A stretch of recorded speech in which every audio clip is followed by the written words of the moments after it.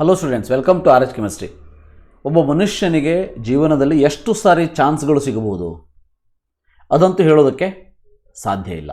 ಆದರೆ ನಮ್ಮ KEದವರು ಮಾತ್ರ ಚಾನ್ಸ್ ಮೇಲೆ ಚಾನ್ಸ್, ಫೈನಲ್ ಚಾನ್ಸ್ ಅಂಥೇಳಿ ಕೊಟ್ಟೇ ಕೊಟ್ಟರು ಮತ್ತೆ ಕೊಡ್ತಾ ಇದ್ದಾರೆ. ನನಗೆ ಯಾಕೋ ಅನುಮಾನ ಏನು ಅಂತಂದರೆ, ಈ ವರ್ಷ 16-17ಕ್ಕೆ KCET ಎಕ್ಸಾಮನ್ನು ಮಾಡಬೇಕು ಅಂತ ಅಂದ್ಕೊಂಡಿರುವಂಥ KE ಆ ಒಂದು ಎಕ್ಸಾಮನ್ನು ಮಾಡುತ್ತಾ ಇಲ್ವಾ ಏನೂ ಕೂಡ ಹೇಳೋದಕ್ಕೆ ಸಾಧ್ಯ ಇಲ್ಲ. ಯಾಕಂತಂದರೆ 16 ಮತ್ತು 17 ನಮ್ಮ ಎಕ್ಸಾಮಿನೇಷನ್ ಇದೆ. ಇವರು final chance for the UGCET 2022 online application ಅಂಥೇಳಿ 13ನೇ ತಾರೀಕು ಸಂಜೆ 4 ಗಂಟೆಯವರೆಗೆ ಚಾನ್ಸನ್ನು ಕೊಟ್ಟಿದ್ದಾರೆ ಅಪ್ಲಿಕೇಶನ್ ಫಾರ್ಮನ್ನು ಫಿಲ್ ಮಾಡೋದಕ್ಕೆ. ಕರೆಕ್ಟಾಗಿ ಕೇಳಿಸ್ಕೊಳ್ಳಿ.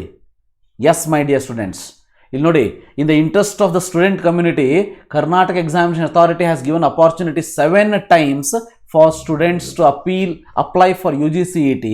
In spite of giving so many opportunities, there are students who have either entered application partially or failed to upload photo, or few students who have only entered the trial application. So just imagine, ಈ ರೀತಿ ಯಾರು ಇದುವರೆಗೆ application ಫಾರ್ಮನ್ನು ಹಾಕಿಲ್ಲ, ಇನ್ಮೇಲೆ 10 chance ಕೊಟ್ಟರು ಹಾಕೋದಿಲ್ಲ, ಯಾಕಂದರೆ ಅವ್ರಿಗೆ ಹಾಕೋ ಇಂಟ್ರೆಸ್ಟ್ ಇಲ್ಲ.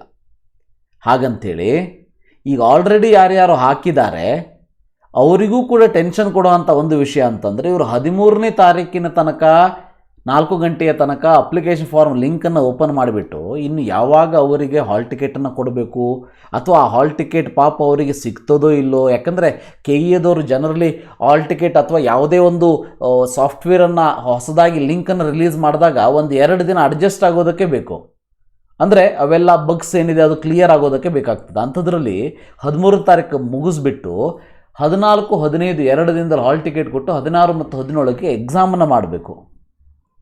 ಸೊ KEಯವರ ತಲೆಯಲ್ಲಿ ಏನು ಓಡ್ತಾ ಇದೆ ಅಂತ ಯಾರಿಗೂ ಹೇಳೋದಕ್ಕೆ ಸಾಧ್ಯ ಇಲ್ಲ. ಬಟ್ ಏನು ಮಾಡೋದಕ್ಕೂ ಸಾಧ್ಯ ಇಲ್ಲ. ಈ ವಿಡಿಯೋದಲ್ಲಿ ಇಷ್ಟೇ. Final chance for the online application. ನಿಮ್ಮ ಜೀವನದಲ್ಲಿ ಇಷ್ಟೊಂದು ಸಾರಿ ಅಪಾರ್ಚುನಿಟಿ ಸಿಗೋದಕ್ಕೆ ಚಾನ್ಸೇ ಇಲ್ಲ. ಇನ್ನೂ ಯಾರಾದರೂ ಅಪ್ಲಿಕೇಶನ್ ಹಾಕಿಲ್ಲ ಅಂದರೆ ದಯವಿಟ್ಟು ಹಾಕಿ. ಸೊ ಯಾರ್ಯಾರು ಅಪ್ಲಿಕೇಶನ್ ಆಲ್ರೆಡಿ ಹಾಕಿದ್ದೀರಿ, ನಿಮ್ಮ ಪ್ರಿಪ್ರೇಷನನ್ನು ಕಂಟಿನ್ಯೂ ಮಾಡಿ. So thank you. Have a nice day.